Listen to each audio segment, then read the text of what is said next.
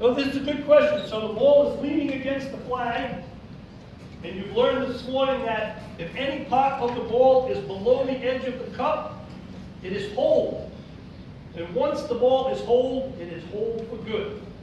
So if you move the flag stick and the ball pops out, that ball was in the hole, and the hole was over. Okay? That's a good question. So I'm going to give you another scenario. The rule has changed in match play, because I think we're playing match play pretty soon, right, Dave? Yeah. Okay, so in match play, if you had something occur in a match play scenario, you had to make a claim, and the claim had to be taken care of before you went to the next tee. That doesn't apply anymore. If something occurs now in match play, and you say, "Ooh, I think this is not right, I need to get a ruling," you have to say to your opponent, "I would like a ruling for this situation." And then you continue to play. And you might be 5 or 6 holes later before you get a rules official, but once you get the ruling, then you can adjust the match properly, which is a very big change compared to what it used to be. Ooh, somebody had a question back there, yes? I actually have 3 questions. First one is on the greens. You putt from a lot of distance, you decide to take it out, and then you don't get into the hole, and you flip flop like half, and this time I'll think about that. Yes. Putting with the flag stick in the hole is a stroke by stroke choice. Yes. So again, the intent was to speed up play, but if you're playing in a foursome and one person wants it out, the next person wants it in, the next person wants it out, I'm not sure it's going to speed up play, but that's your choice, stroke by stroke. Next question. Second question, can you ground the club on the cart path? You are allowed to ground the club on the cart path. Yes, you can. Next question. Third question, AJGA on the website, they talk about conforming wedges. Can you talk a little bit about that? Yeah, so if you, well, this is about as much as I know about a conforming wedge. If somebody playing in an RIGA event, if it comes into question that somebody playing in an RIGA event is using a non-conforming club, I give the player 2 options. They can continue to play, or they can give their wedge to me when the round ends, and I will ship it down to the USGA to see if it's conforming or not. If they decide to keep playing with it, I am probably going to take pictures of that wedge and then send the pictures to the USGA to get a ruling. Because we don't have the technology at the local level to check the grooves on your club. Now, there is a spot on the website where you can go and look at certain serial numbers and stuff like that to figure it out. But I can tell you, I was involved in a situation like this US Open, right? about 5 or 6 years ago in the U.S. Open with a kid from URI whose dad bought him a sand wedge, and the pro who sold it to him said, "Yep, this is a brand new wedge. It definitely conforms." And then the player refused to give it to us, so I had to disqualify the kid, unfortunately. And I'm not so sure if he still uses the wedge or not, but that was his choice whether he wanted to give up the wedge or not, and he did not. Yes. Is it a penalty if you even have the wedge in your bag after you finish? That's a very good question that I will have to look up in the book, because there are things that have changed. I don't even know if I want to tell you this, but I will. Good. Since you took today to come out and spend some time with me, the rules on playing with a damaged club have changed considerably also. In the past, and I know none of you have ever done this, if you have damaged your club because of anger, could you play with that club? You could not. Well, guess what? You can now. But I would suggest this to the parents. If one of your children damage a club because of anger, make them buy their own club.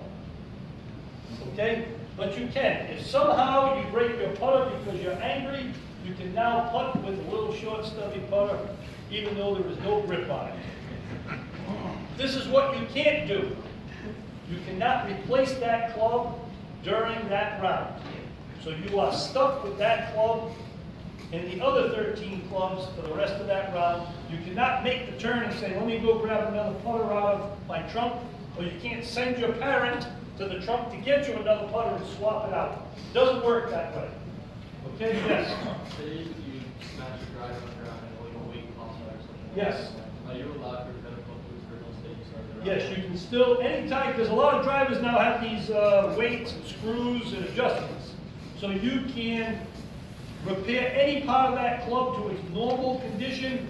What you can't do is you can't be hitting big slices and then say, oh, let's readjust my driver and move it, because that's the cause of it. Can you, if he slammed it up against a key marker or something, and wait, that he can replace it? Yes, in the new rules, you are allowed to adjust, you are allowed to fix or attempt to fix your club, even if it was caused in anger. can you elaborate? A couple weeks ago on the PGA Tour, they had a situation where a guy brought the driver out to do, did you hear about that? The guy was, Yep, so my guess, Dave, is this. and he adjusted the driver, and he actually was penalized for it. He was Well- bringing a new driver out. Yeah, so the rule now is this: whether the damage is caused in the normal course of play or in anger, and you have 14 clubs in your bag, you're stuck with those 14 clubs for the round. So you can't alter a club during a round unless you're just getting it back to its normal state. You can't bring a new shaft out, you can't bring a new grip up, you can't bring a new head out. Okay. And I don't know if that's exactly what occurred, but Well, they constructed the club on the course is ultimately what he happened. got penalized. And he got penalized. I'm guessing because it was either a different head or a different shaft, would be my guess. Okay. Right. Well, he wanted to keep the shaft that was in the current driver, Right, right? And so obviously. but it was a new head? It was a new head. Yeah, that's definitely the issue, right? Okay, all right. Nick? When you say a normal state, that's determined by when you start the round, correct? So if I was to start the round with a broken driver, and I wanted to fix it to be normal, I couldn't do that? You could not. It has to happen during the stipulated round. So the only way you can add a club to your bag now is if you start with less than 14. So if you start with 13 clubs and you break the club while you're playing, you can now send your parent to get you another club because the additional club that you're going to get becomes your 14th club. I know it sounds confusing, but that's the only way that you can add a club to your bag now. So you're saying if you inadvertently break a club, Yes. you cannot replace that club? I will double check before we leave, but I'm about 99% sure that's correct. Okay, this is it. Just so the kids don't get confused. Yep. Regardless of where they stand in the tournament, if they've slammed their driver or break their head up, as a parent, we can still drag them off the golf course, correct? I highly suggest that. Just want to make sure they don't get confused over I the. highly suggest that. For those of you who know me well, you know that I refereed hockey for many, many years. I just retired from hockey, and I'm enjoying going to hockey games now and not being on the ice. And when kids used to break those $250 sticks, I used to hand it to them and say, I hope your father tells you to go buy your own next time. And I do the same about a golf club. The price of a golf club is ridiculous. And if you break it because of anger, I hope they don't buy you another one. Because it's your fault that you got angry. Don't get angry when you play this game. Enjoy. It's a wonderful game. Great. Just so I understand, so, because I think previously, you broke, the club broke in the normal course of playing a golf shot. Yes. You were able to replace that club. In the past, that is During the correct. stipulated round, right? In the past, that is correct. And I will look this up in a second and get that information to Dave so he can let you know. Yeah. So, are you looking online, Dave? I'm just, So while Dave's looking, let me talk about one other thing that's been going on. And it's very misunderstood again. So I'm sure at some point in time this year, you will probably play golf and have one of your friends caddy for you. Okay? This is very, very tricky. If anybody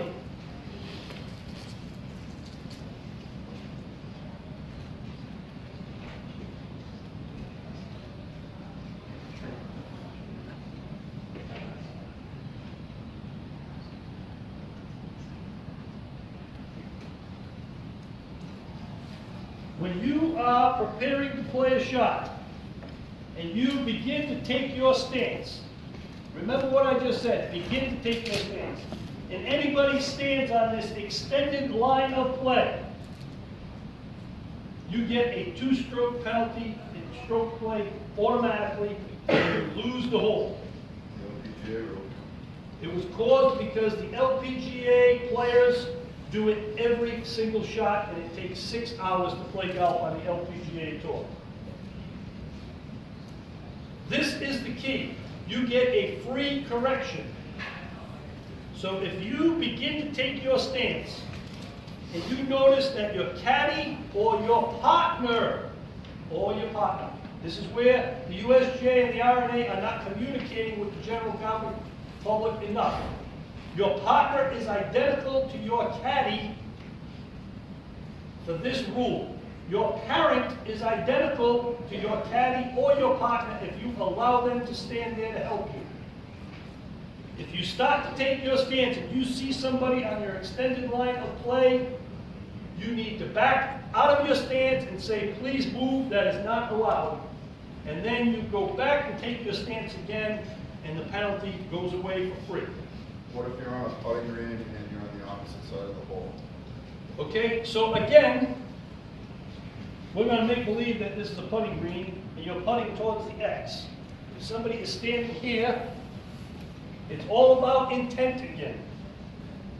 Okay, so if I'm getting ready to putt, and the hole is where this chair is, and I'm getting ready to putt, and I say, Rick, don't move. Your foot's in a perfect place. What was my intent? My intent was to use his foot as an aiming point. Okay? That's a penalty on me. And then after I tell him not to move, if Ricky says, okay, I'll stay here, he gets a penalty too for listening to me. Okay? Now, if I do the same thing, and I line up and I say to myself, nobody can hear, I'm talking to myself, ooh, Ricky's foot is in a perfect place. I said it to myself, secretly, and I putt, is that a penalty? It's not, because his intent was not to help me at all, and I did not tell him to move, but to stay there. Okay? So it's all about intent. If he goes on the other side of the hole to stand in a specific place to help me, and the intent was to help me, that would be a penalty. Okay, so it's all about intent. What if he says he wants to see the one, he wants to see the line of the ball? Okay, so if you want to see the line of the putt because I'm putting on the same line of you, this is what I would tell you. Do not stand on the extended line of putt or the other side either until the ball is in motion. Once the ball is in motion, you're allowed to move in and look at anything you want. Nick? Just so I understand correctly, if there's a parent 100 yards behind you, Yes. there's no amount of line, and like it's obviously not. No, because their intent was not to help you out in any way. Correct. Plus, he's not part of it. You're not communicating. Well, he's not part of your process anyway. Right. But if we find out later on down the line that every hole you had your parents And stand, they give me hand signals or something. correct.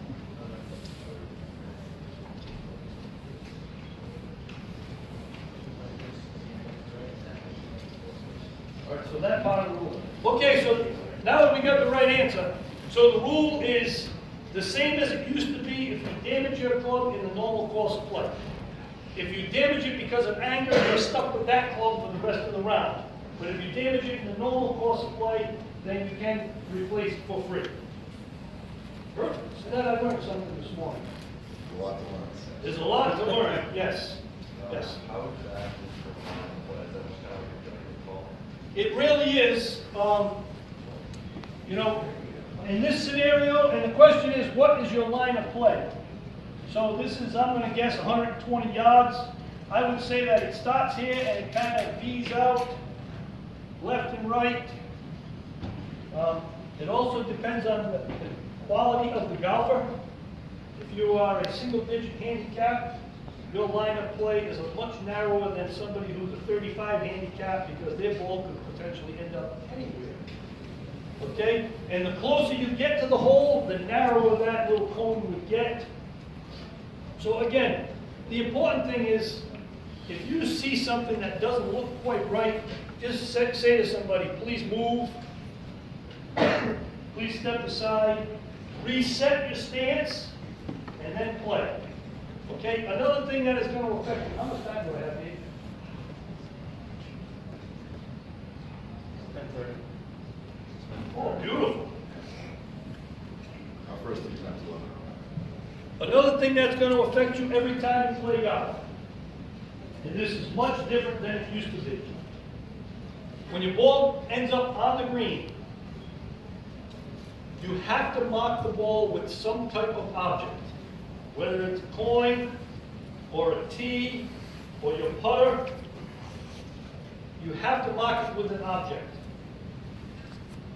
Most of you don't know this, but you used to be able to like scratch a little line in the ground to identify where your ball is. You cannot do that anymore. You have to put some object on the ground to mark your golf ball. So I'm going to give you a couple of scenarios. I don't know this golf course. Oh wait. The first hole is pretty severe. Am I correct, First Lee? Yes. Pretty severe. Okay, so the superintendent had a bad night.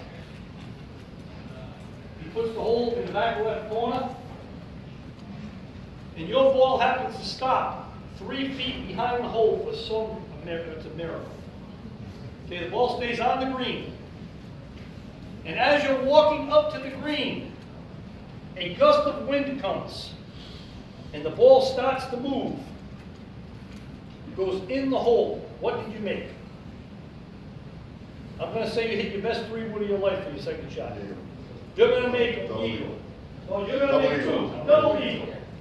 Okay? Here's the change in the rule. The same scenario happens. Your ball ends up 3 feet behind the hole. You go and mark the golf ball and pick the ball up and put it in your hands. Then it's your turn to play. You put the ball back on the ground and you lift your coin. And now the wind blows and the ball goes in the hole. What do you have to do? You have to replace the ball for free and putt. Once you put a coin on the ground or an object on the ground and pick your ball up in your hand, you own that spot until you make another stroke at the ball. What if you put the coin on the ground, and some people will leave their ball there? Yep. And now you walk on the other side of the hole. Yep. Ball's still on the ground, you haven't lifted it, coin is in back of the ball, now the ball goes into the hole. Okay, so this is something else that's very misunderstood. You put an object on the ground behind your ball, coin, tee, whatever it is. When is your ball out of play? When you lift it. When you lift it. So again, that's very tricky. That makes it even more tricky, where somebody may put a coin behind the ball but never touch the golf ball, and then go walking around, and somehow it happens to move. You're definitely going to have somebody question what you did. There's no doubt about that. And then you're going to have to explain. And again, it's your choice whether you want to leave the coin there or not. But the important thing to remember is this. Once you put your marker behind the ball and you lift the ball, you own that spot until you make the next stroke of the ball. Can you go over that abnormal ground condition, formerly known as ground under repair? Just options. Yeah, so the question is, your options when you hit a ball and what you think is ground under repair, or it's called an abnormal course condition now. And playing competitive golf, it's probably the most common thing where you think you get relief, but the committee hasn't had enough time to go and paint all areas of the golf course, like probably this place at this time of year. So again, you always have the option to play 2 golf balls, and I suggest it. But if you are in an area where you think you get relief from an abnormal course condition,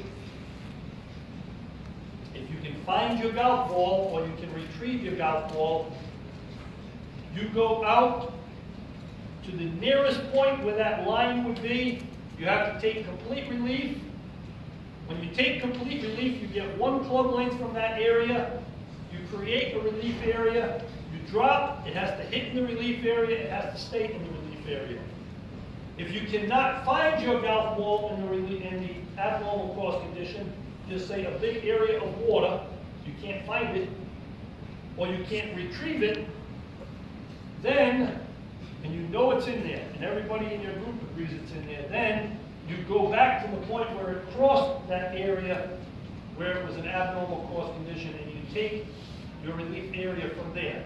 So again, in that scenario, you have a reference point where it crossed, you get 1 club length in either direction, you have to drop, it has to touch in the relief area, it has to stay in the relief area. Can you play from a marked abnormal ground condition? You can play from a marked abnormal ground condition unless the committee claims that area to be a no-play zone. And again, that's another important thing about paying attention on the first tee. And I'm going to give you a scenario about not paying attention on the first tee. This happened about 4 years ago at the Northeast Amateur.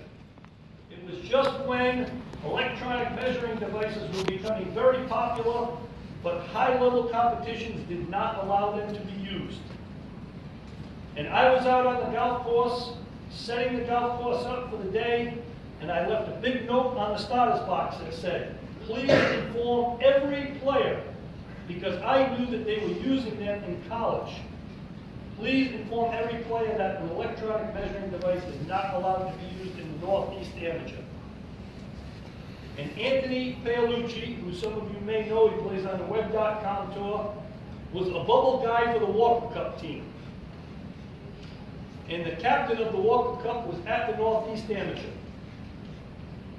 Anthony wasn't paying attention very well on the first tee to what the starter told him. He gets out in the middle of the first fairway and he shoots the flag with his electronic measurement device. I get a call on the radio. I tell him to keep playing because I know what the ruling is. And what was the ruling back then? I had no options. He finished playing a round of golf. He came into the scoring area. He said, Mr. Ward, you don't even need to explain. He said, I wasn't paying attention on the first tee. Once a rules official said something to me, my caddy said, your guy on the tee definitely told me I was not allowed to use an electronic measuring device. Anthony flew home later that afternoon, even though I told him he could stay for the week. And he did not make the Walker Cup team, but the good story is he's playing on the Web.com tour and his career is off to a pretty decent start. Now, in today's day and age, electronic measuring devices are allowed in almost every event except for the U.S. Open. Can you use them in the U.S. Amateur? I don't think you can in the U.S. Amateur. Can you? You can? So the U.S. Open pro events are really the ones where you can't use them. So again, that's the importance of paying attention when you are on the first tee. And I know it's a confusing time for you when you get on the tee, but that's another reason why you should show up on the tee early enough to pay attention to what the rules are for the competition, instead of whacking a couple more putts and talking to your pal about what you think you're going to shoot for the day. Yes? You still have to turn off the slope? You have to turn off the slope function if you have it, yes. So if you have one of those devices that has slope on it, you have to make sure that that part of the system is turned off. And again, it's an honesty thing, and this is a game of honesty. Keep asking questions, because the more you learn, the better off you'll be. Yes? Cell phone app for the USGA rules. Yep. Would it be acceptable use of cell phone during turnaround? Again, that's all about what the competition allows you to do. So I will tell you, if you play in an RIGA event, we allow you to use a cell phone for whatever you want to use it for, as long as you are using it properly. If you use your cell phone to call somebody who's 3 holes ahead of you and say, or text, say, what club did you hit on the 3rd tee today? That would definitely be a violation of the rules.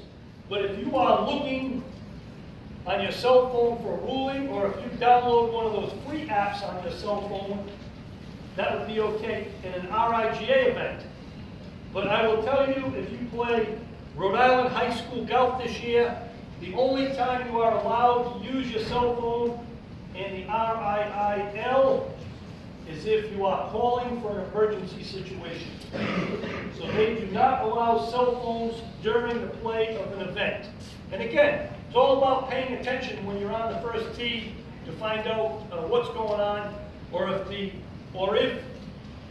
organization you're playing in an event in might send you an email previous to starting the round that shows you what the rules are, which is what we do now with technology. Keep asking questions. James, did you get invited to the Northeast Amateur this year? He's in. But you're playing in the Terracotta No, he's in. He's all right. for the Northeast Amateur. Yeah, he's all right. Yeah, beautiful. I'll see you at the Terracotta in a couple of weeks. I go down there and run that event. You're going to a special place. As hard can be, too. Keep the ball in play. You can handle it. I think James shot a crazy round here when we had the New England Juniors here a few years ago, did you? Or maybe it was Vermont, yeah. Keep asking questions. I'm trying to think of something else that's going to come up that's not a crazy ruling. I don't want to give you crazy scenarios because it only complicates your brain. I'm trying to keep things basic. Let's go over some basic things again. You drop from the knee. The ball has to hit in the relief area. It has to stay in the relief area. Okay? If you're putting and you want to leave the flag stick in, that's your choice, stroke by stroke decision. If you say leave it in, it has to stay in while the ball is in motion, or has any chance of going in. Once it goes by the hole and it has no chance of going in, that's a whole other scenario. Okay, if it's tented, it has to stay tented, and then removed, or if it's removed, it has to be removed completely. Oh, I got another one. This has changed completely. I know none of you are old enough to know who T.C. Chen is. But T.C. Chen, well, don't tell anybody that. You're not old enough. Okay, and in the mid-'80s, T.C. Chen was winning the U.S. Open. He was chipping, and he chipped the ball, and on the follow-through, he double hit the ball. That rule no longer exists. So anytime you hit a golf ball now, and it hits you, your equipment, your partner, your caddy, or anybody else, there is no penalty, and you play the ball as it lies. Okay, so very important. You ready? I chip. On the follow-through, my ball hits the club head, it goes straight up in the air, and on my backswing, the ball hits my club on the backswing. 3 times it touches the club. How many strokes? 1. And how many penalties? 0. Okay, this is what you cannot do, and I'm sure you've already all seen this on the internet. You're behind a tree, and you have no shot. You cannot hit a flop shot and then take a second swing at it to get it to go down. That is not allowed, and I'm sure most of you have already seen that scenario on the internet.